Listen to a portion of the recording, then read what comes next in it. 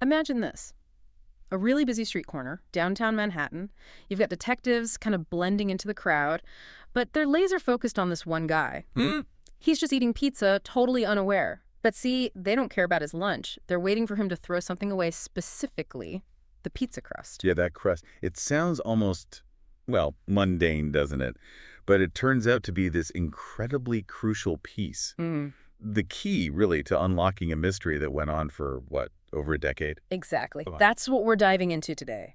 The Gilgo Beach Murders, and how this everyday object, this pizza crust, played such a massive role in cracking one of New York's most horrifying cases. It's a pretty stark example of how far forensics has come. Something you wouldn't even think twice about discarding suddenly holds the answer. Right. So our mission here is to unpack the whole thing, the really tangled timeline, the poor victims whose stories need to be told, all the twists and turns in the investigation over the years. And crucially, the science. The breakthroughs that finally brought some answers, some measure of closure, maybe, to these grieving families. The stakes were incredibly high. I mean, police are trying to link this man to the murders of at least 4 women. Vicious crimes. And he almost got away with it. Almost. If it wasn't for, as you said, that pizza crust, it really highlights the patience involved, doesn't it? Not just rushing in, but strategic waiting and collection. Yeah, absolutely. So building on that, the story really kicks off, I guess, between 2007 and 2010. 4 women just disappear, vanish, across New York. Right, and for years, investigators felt these cases had to be connected, but they were hitting dead ends, no solid leads, just missing persons reports piling up. It must have been incredibly frustrating, different places, different times. Until December 2010. That's when the tragic discovery happened. Their bodies were found in this remote beach town on Long Island, Gilgo Beach, and suddenly the cases had a name. The Gilgo Murders.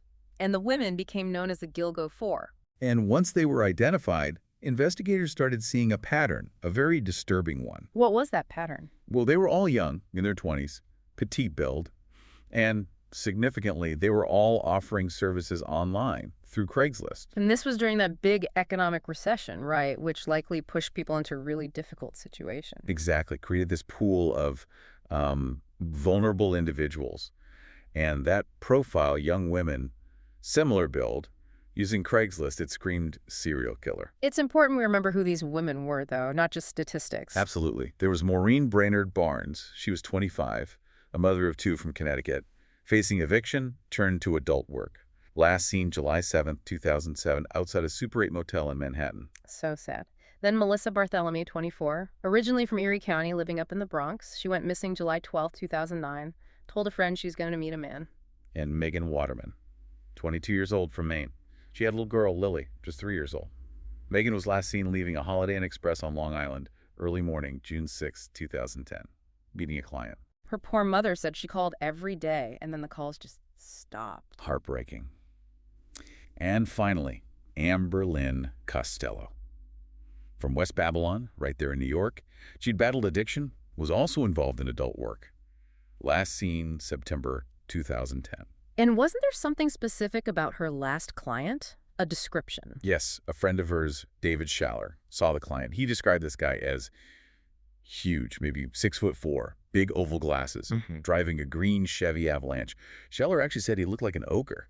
Very vivid, unsettling description. Wow. And investigators also noticed something else, didn't they? Something about the timing. Yeah, that's right. The time between the attacks, the killer's supposed cool-down period, it was getting shorter, faster and faster. Which suggests what? He was becoming more compulsive, more brazen. It often indicates an accelerating compulsion, yeah? Maybe less planning, becoming bolder, which, ironically, can sometimes lead to mistakes.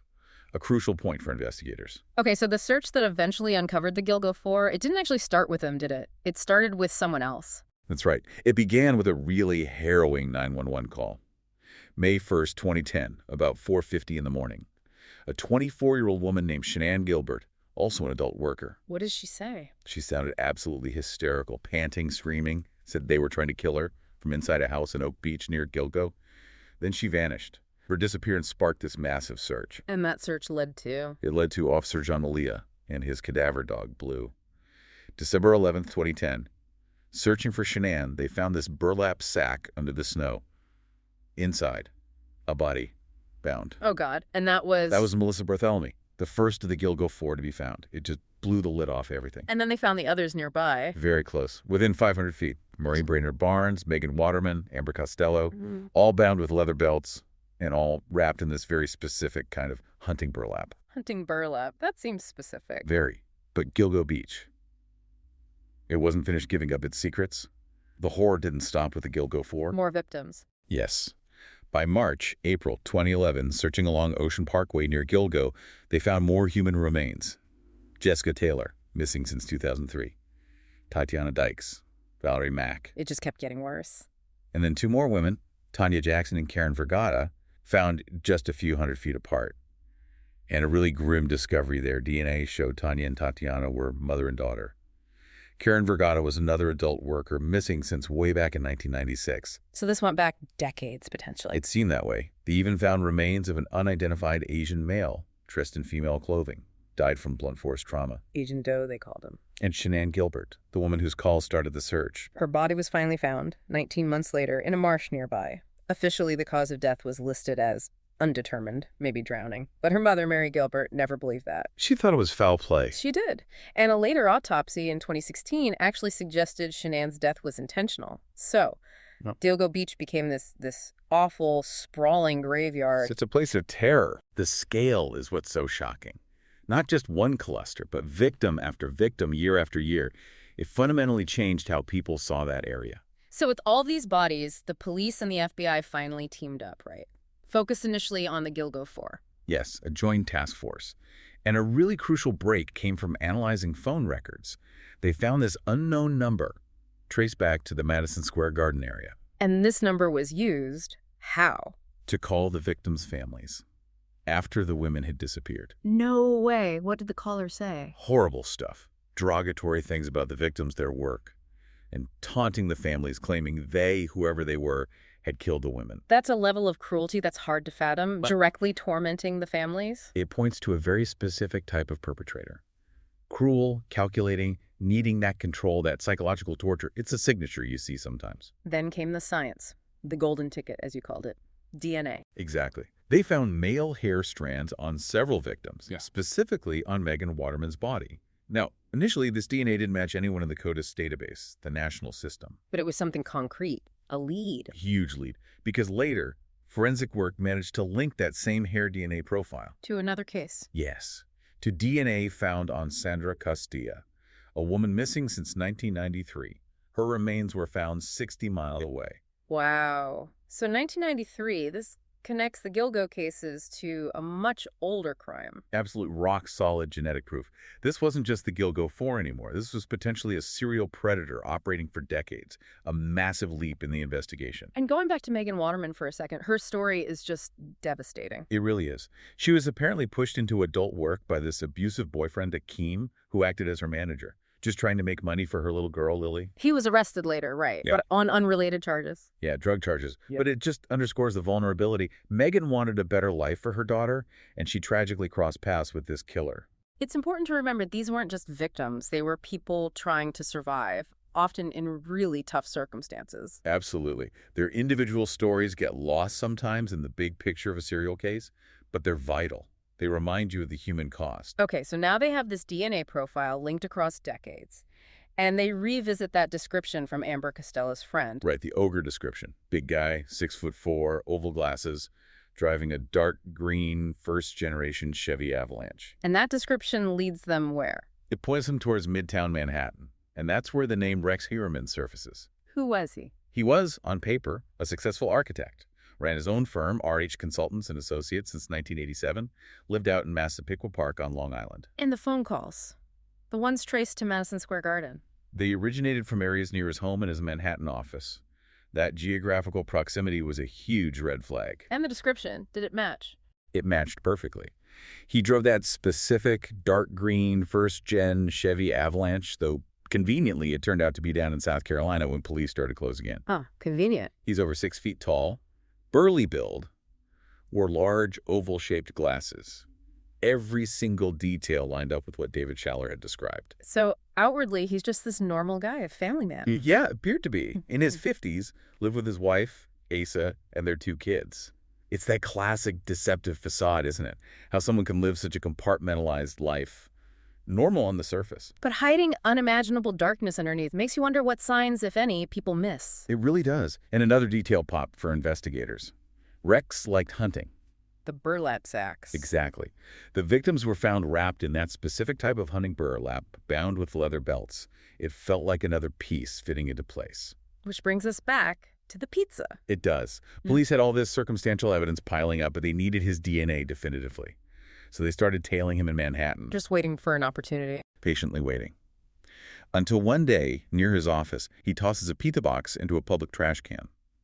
Detectives moved in, grabbed the box, sent it straight to the lab. And the results. An irrefutable match. The DNA from that discarded pizza crust. It matched the male hair DNA found on Megan Waterman back in 2010 and on Amber Costello from 1993. That's it. The golden ticket. They had their guy. It's incredible, isn't it? How forensic science can use something so seemingly trivial, discarded DNA, to bridge decades and point directly to a suspect. A real paradigm shift in solving cold cases. As they dug deeper into Heuermann, what else came out? Did people who knew him suspect anything? Well, some of his employees at his firm, RH Consultants, apparently had an inkling he was kind of weird. You're true. They described him as being interested in hunting weak, defenseless prey, and sometimes borderline stalkerish, chilling descriptions in hindsight. Wow. Any specific examples? There's this one really disturbing anecdote. Apparently on a company cruise, he slipped a note under a female employee's cabin door. It just read, "You know I can find you anywhere." That's terrifying. Pure intimidation and control. Definitely goes way beyond just being weird. It points to a predatory mindset. And the avalanche. The truck. They eventually located that specific Chevy Avalanche at a property Rex owned down in Chester, South Carolina. So the net is closing. When was he actually arrested? July 13th, 2023. He was arrested and initially charged with 3 counts of first-degree murder suggesting premeditation and 3 counts of second-degree murder for Melissa Barthelemy, Megan Waterman, and Amber Costello. But the charges didn't stop there, right? They kept expanding. No, they didn't. In January 2024, he was charged with Maureen Brainard-Barnes' murder. Then, June 6th, 2024, he was arraigned formally charged in court for the murders of Jessica Taylor and Amber Costello. And wasn't there one more recently? Yes, in December 2024, he was indicted, meaning formally accused by grand jury for the murder of Valerie Mack as well. So that's 7 women he's currently charged with murdering. The media started calling him the Long Island serial killer. That's the name that stuck. And his suspected method, his MO, seemed chillingly consistent based on the evidence. Which was? Using Craigslist to find women fitting his apparent criteria, petite, young adults, luring them to hotels, motels, maybe houses, killing them, possibly with his bare hands or a heavy object while they were bound, then wrapping them in that hunting burlap and disposing of the bodies near Gilgo Beach. Then there was another twist, wasn't there? Involving his family's DNA. Yes, a really complex one. They found longer hair strands on the leather belts used to bind some victims, and DNA testing matched those hairs too. Rex's wife, Asa, and his daughter, Victoria. Wait, so his wife and daughter's DNA was on the victims. Did that mean they were involved? That was the immediate question, obviously. Police looked into Asa, but apparently she seemed genuinely shocked, clueless, and alarmed about her husband's secret life. They ruled her out as an accomplice. So how did their DNA get there? The prevailing theory became something called domestic transfer. Basically, hairs from his wife and daughter could have transferred onto his clothes at home, and then from his clothes onto the victims during the crime or disposal.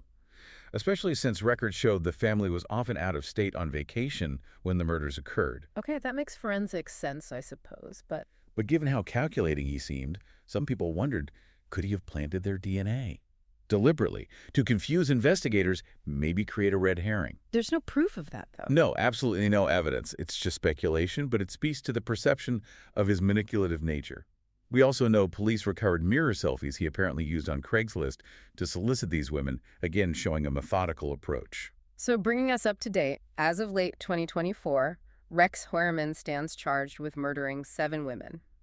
Amber, Megan, Melissa, Maureen, Sandra, Jessica, and Valerie. Correct. He's currently being held in Riverhead Correctional Facility awaiting trial. He's pleaded not guilty to everything. And the legal process, is it straightforward? Far from it. His defense lawyers tried to get the 7 charges split into 5 separate trials, but that request was denied. They're also trying to block the DNA evidence. On what grounds? They're arguing that testing methods used were novel, meaning maybe not fully established or accepted yet in New York courts. These kinds of challenges over cutting-edge forensic science are becoming more common. It's going to be a complex legal battle. Absolutely. But amidst all the legal and scientific details, what always hits me is the victims. These women, whatever their circumstances, they were loved. They had families. They absolutely did. They were daughters, mothers, sisters, friends, adored and cared for, as their families have said. Their lives mattered immensely, and what happened to them was monstrous. You mentioned Megan Waterman's mother earlier, Lorraine. Her story. It's incredibly poignant. She fought her own battles with addiction, got clean, and dedicated herself to raising Megan's daughter, Lily. Lily's an esthetician now. But Lorraine, she sadly passed away from cancer in 2022. So she never saw him caught. No. She never got that satisfaction, that closure of seeing her daughter's alleged killer brought to justice. It's just another layer of tragedy. And her story represents so many families affected by this state's. Amber's, Melissa's, Maureen's, Sandra's, Jessica's, Valerie's, Karen's, Tanya's, Tatiana's, Shanann's. They all miss them terribly and are still hoping for full justice. And the really chilling thought is, we still don't know, do we? We don't know if there are more victims out there. How many people Rex Heuermann might have targeted over the years? That remains a deeply unsettling, unanswered question. The full scope of his alleged actions might still be unknown. So this deep dive, it's been quite a journey. From a discarded pizza crust becoming this linchpin, to decades of cold cases being connected, the science, the police work, and finally an arrest. It truly highlights the power of persistence, doesn't it? Yeah. Tenacious detective work combined with those leaks in forensic science. And the human stories behind it all. When you hear all this, what's the main thing that resonates with you? For me, it's that chilling reality of the dual life. How someone can appear so ordinary, successful even, an architect living in the suburbs, yet potentially harbor such profound darkness.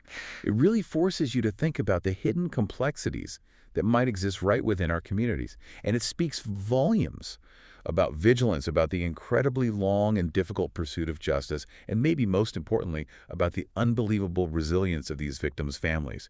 They've endured so much, yet they continue to seek answers and keep the memories of their loved ones alive.